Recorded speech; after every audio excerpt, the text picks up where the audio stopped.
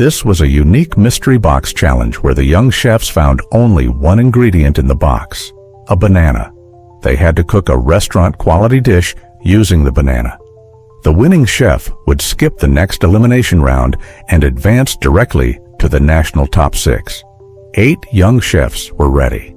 Tonight, we kick off the banana cooking challenge. Usually, we eat bananas as fruit or use them in some desserts. It's rare to see them elsewhere. However, this didn't deter our young chefs. Riley planned to pair bananas with scallops, a combination unheard of as seafood is typically paired with lemon. It was intriguing to see what this unusual mix would produce. Nathan aimed to make banana-flavored French macarons, a challenging task for any contestant to accomplish within 60 minutes. I saw a resemblance to Alexander in him. Jenna was making a banana-flavored sauce for her coconut shrimp, resembling a banana curry shrimp, though she used sambal instead of curry paste. Ryan Kate also made a banana-infused sauce to accompany Caribbean-flavored pork chops, a dish she remembered from her childhood and intended to recreate. The judges were presented with 8 banana-themed dishes and selected 3 outstanding ones for review. Jenna's dish was banana mashed coconut shrimp with a banana mango pineapple salsa. The dish was sweet, enhanced with sambal, giving a spicy kick that complemented the banana's sweetness. The shrimp was crispy on the outside and tender inside. The addition of salsa further elevated the dish's texture, making it a perfect combination. Nathan's banana-flavored French macarons were aesthetically exquisite.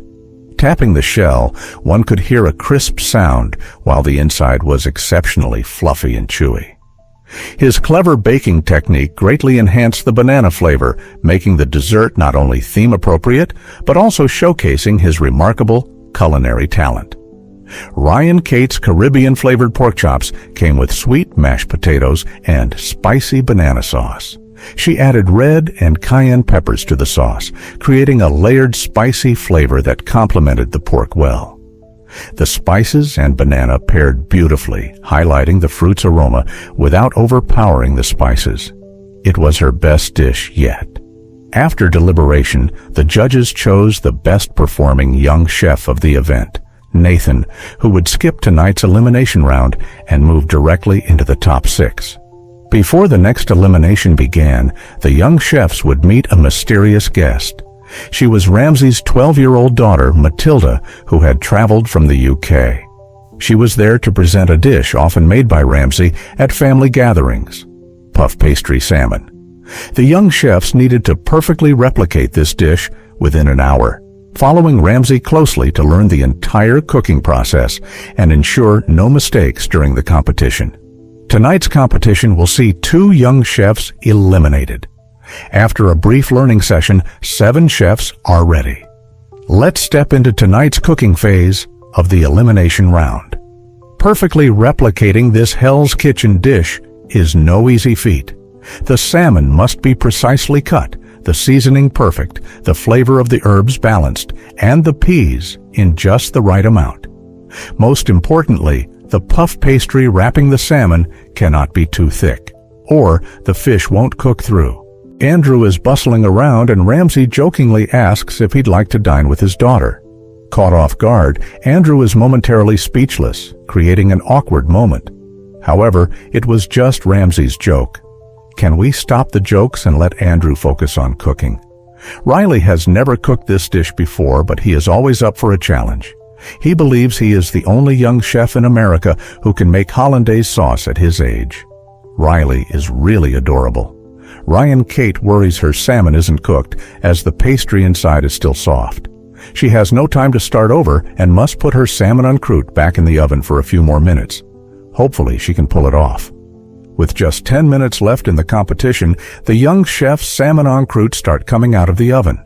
Kayla's creation looks several sizes larger than the others, while Andrew's has the right size and a beautiful color. Next, the chefs begin making the sauce. Jenna encounters some trouble as her sauce won't thicken. Fortunately, Andrew reminds her to add cold water while stirring. With Andrew's help, Jenna's sauce finally reaches the right consistency. 7 exquisite salmon en croûte dishes are completed. On the set of Junior Culinary Master Season 3, an intense culinary battle unfolds as they take over lunch service at this restaurant. 6 contestants are split into 2 teams, led by Andrew and Jimmy, winners of the previous challenge. Andrew picks Nathan and Jenna for his team, while Jimmy teams up with Ayla and Kayla.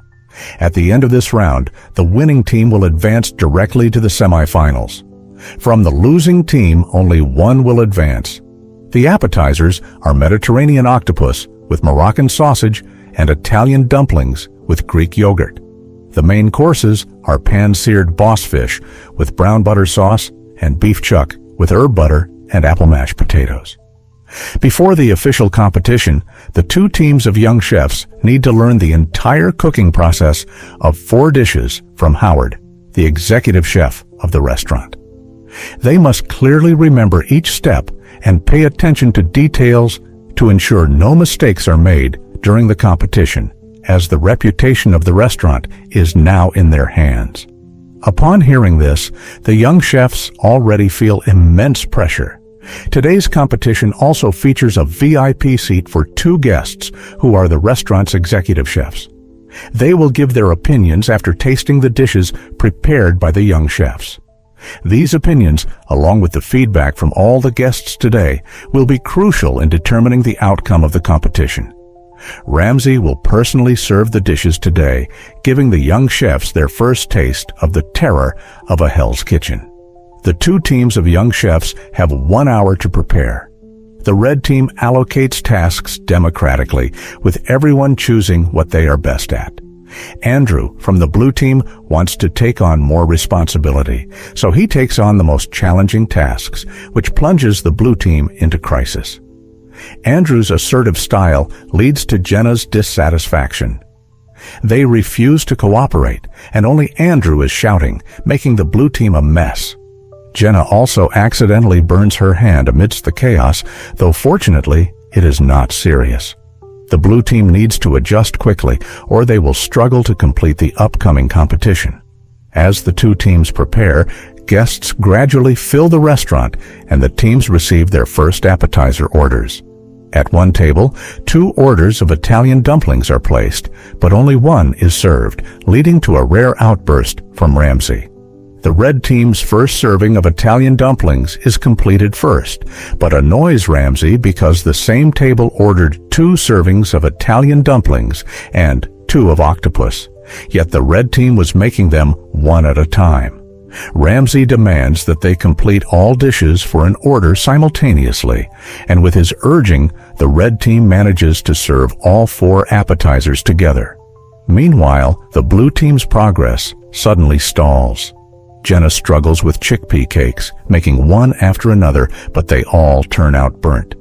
The red team also faces problems as their dishes are stopped by Ramsay because the plates are smeared with food residues. Ramsay refuses to serve such unsightly tableware to guests. Frustrated, he demands that Jimmy clean his workstation, criticizing it for looking like a pigsty. The blue team's 3 chefs still cannot cooperate well. Normally friendly, Andrew lashes out at his teammates, and Nathan and Jenna are very dissatisfied with his leadership. Amidst their arguments, Andrew's frying pan suddenly catches fire, prompting Ramsay to halt the blue team's competition and instruct Andrew to leave the kitchen to cool off. Overwhelmed by his desire to win and the tense atmosphere, Andrew needs a break. When he returns, Ramsay brings the 3 blue team members together and advises Andrew to stop shouting at the others, as it only causes resentment. He suggests trying a different communication approach, which might be more effective. After this adjustment, the blue team rejoins the competition.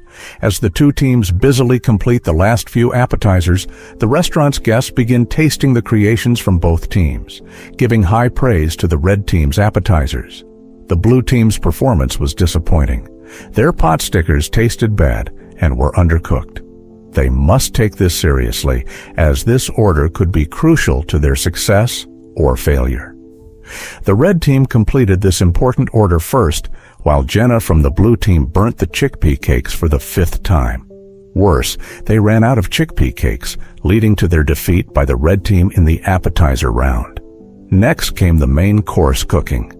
After regrouping, the blue team started off smoothly, but the red team's boss fish and steak were still raw inside. This time, they completely angered the culinary devil. "Take off your aprons and stop cooking." How hard can it be to make a French creme brulee? Gordon Ramsay demonstrated it himself. First, he gently sprinkled sugar on the creme. Then, he slowly shook it to ensure the sugar covered it completely. Next, he lit the torch, the most skill-testing step. The torch must move quickly and precisely. Staying too long in one place would ruin the texture of the creme. If the torching is too brief, the caramel won't form properly. So, timing is key to the success of the creme brulee. Afterward, you should see a golden, crispy caramel layer. Making French creme brulee, each young chef had 20 semi-finished cremes on their station. They had 10 minutes to create as many perfect creme brulee as possible. The winning chef would gain a significant advantage in the next round. Let's dive into today's first match. The key to this match is to ensure the sugar is evenly spread so that it heats evenly when torched, and it must be torched from the outside in. This helps control the caramel's temperature. Andrew's strategy was to use 2 torches to increase speed, but can he achieve his desired result with such divided attention? Clearly, Andrew was the fastest. Jimmy's efficiency was on par with Andrew's. Jenna seemed organized and had strong control, but Nathan seemed to have used too much sugar, causing each of his cremes to be over-torched. Winning this match was crucial for each young chef, as it could be key to securing a spot in the finals. The top 4 chefs then set down their torches, and the 3 judges began to inspect each creme brulee. After eliminating all defective products, the results were final. Nathan completed 13 cremes, but only 1 was acceptable, earning him 1 point. Jenna completed 15 cremes, with 4 meeting standards, giving her 4 points. Jimmy produced 8 acceptable cremes, placing him temporarily in the lead. Andrew, using 2 torches, completed the most at 20, but the bad news was that 16 were unacceptable, leaving him with a score of 4, the same as Jenna. Jimmy won the first round and thus gained a crucial privilege. Before revealing this privilege, the top 4 chefs needed to learn about the elimination round's theme, which was undoubtedly one of the most unforgettable days for the chefs, as raspberries suddenly rained from the ceiling. The judges introduced today's elimination theme in this unique way, preparing 4 raspberry desserts ranked from easiest to hardest: raspberry Napoleon cake, raspberry muffins, raspberry jam mousse, and the hardest raspberry tart. Jimmy won the previous match and thus gained the privilege to assign desserts to everyone. He gave Nathan the most complex raspberry tart and the challenging raspberry mousse to Andrew. He chose the raspberry muffin for himself and assigned the simplest, the Napoleon cake, to Jenna. The contest duration was still 60 minutes. The top 2 chefs will advance directly to the Season 3 finale. Let's step into tonight's semi-final cooking phase. This match is crucial for the 4 young chefs. To secure a place in the finals, they must give their all.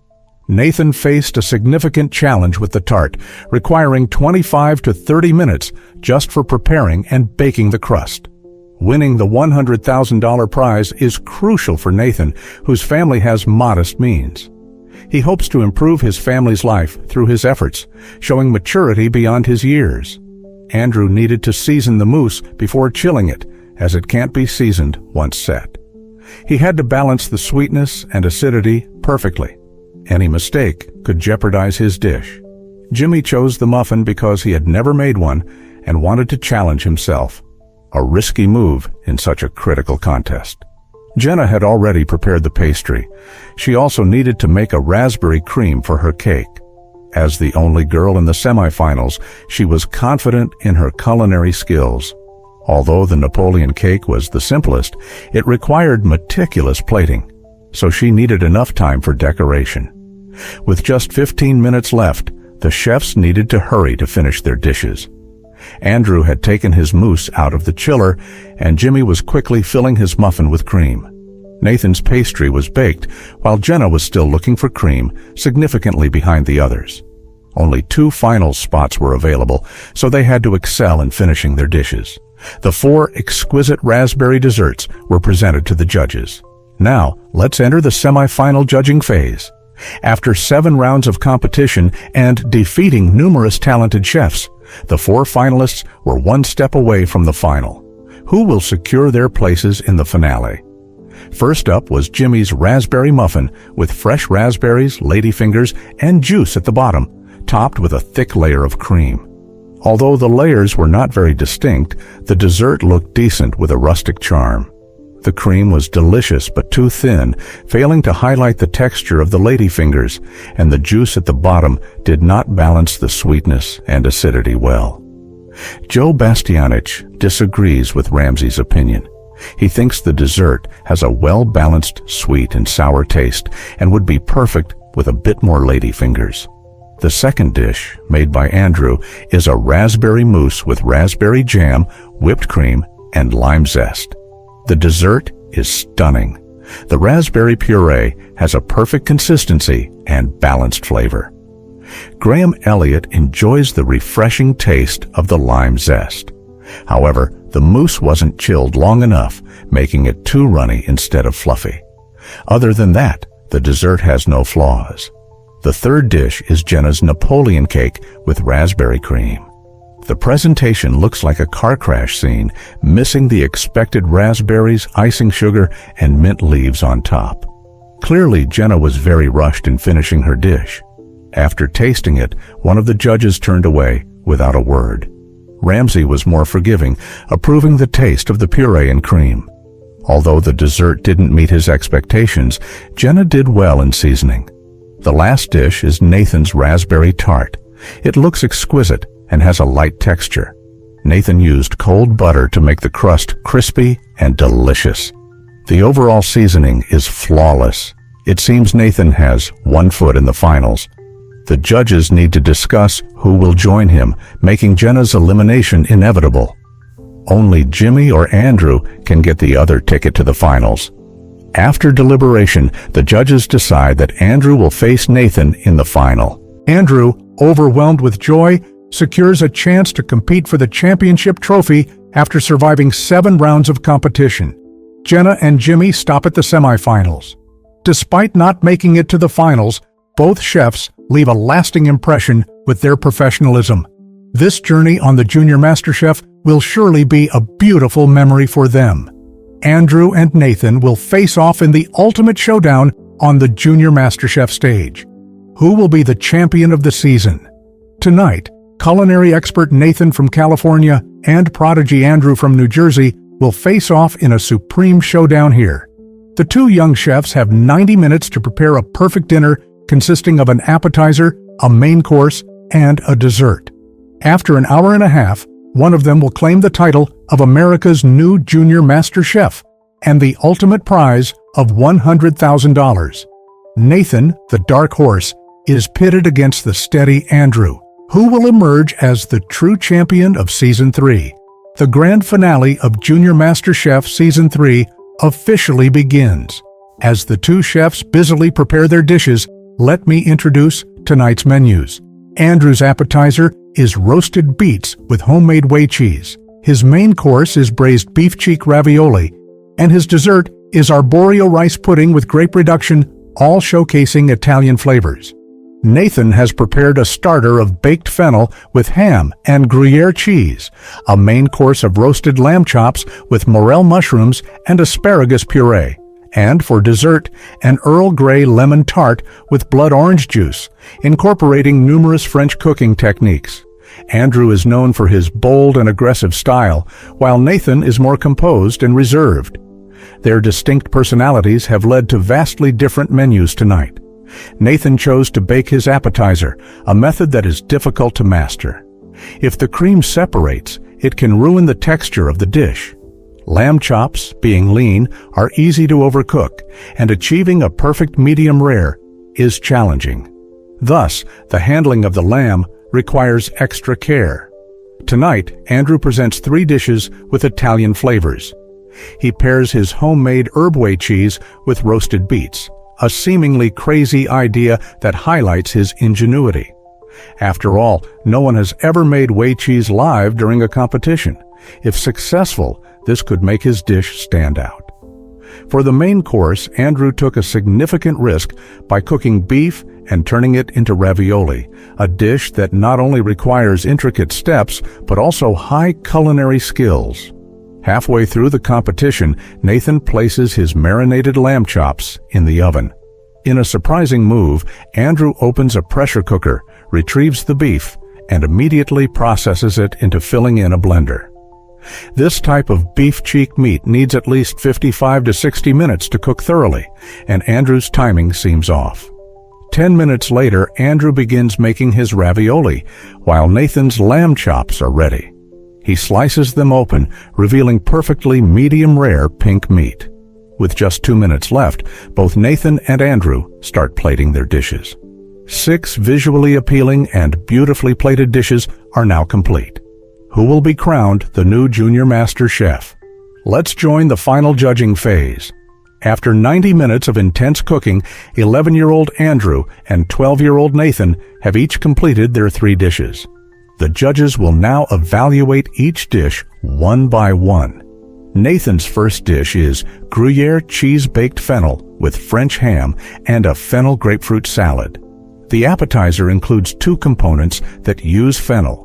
The baked fennel incorporates cheese with fennel powder and heavy cream layered with fennel seeds. The salad is seasoned with olive oil, champagne vinegar, salt, and pepper. Graham Elliott thinks the fennel was baked too briefly, leaving some juice inside, which affected the texture. Nathan's creativity is praised, but the execution fell short. Ramsay finds the flavor of the baked fennel intensely rich, with a distinctive Californian flair. He enjoys the salad sauce and seasoning, but also notes that the dish needed more baking time to reach perfection. Nathan's start is not as he hoped. Andrew's dish is roasted beets with homemade herb Italian whey cheese, apricot jelly, and coarse rye bread.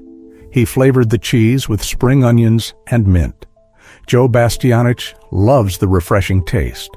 The sweetness of the beets and cheese permeates the dish, and the wilted rye bread pairing is unexpectedly delicious, especially the grassy aroma from the cheese, enhancing the dish's overall flavor. Andrew displayed his proficient cooking skills, which proved to be a powerful weapon for victory. In the appetizer round, Andrew slightly outperformed Nathan. Next was the main course judging. Nathan prepared herb-crusted lamb chops served with fresh morels and fava beans, alongside fresh green and white asparagus puree. The dish was visually impressive, featuring tender and juicy lamb. A hint of Dijon mustard added a spicy kick, enhancing the flavor of the lamb. The fava beans and morels were seasoned refreshingly, especially the asparagus puree, which added a rich texture. Although the plate contained only 4 ingredients, their interactions created a complex array of flavors, each maintaining its unique taste, yet harmonizing beautifully together. Nathan elevated the cooking of lamb chops to a new level, making the dish flawless.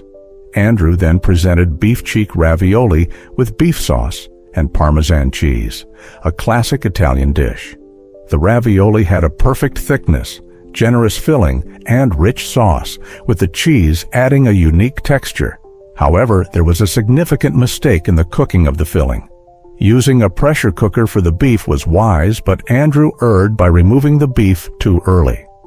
The beef was undercooked, resulting in a tough texture and imbalanced flavors. Andrew's main course had the potential to dazzle, but fell short due to this mistake, erasing his previous advantage.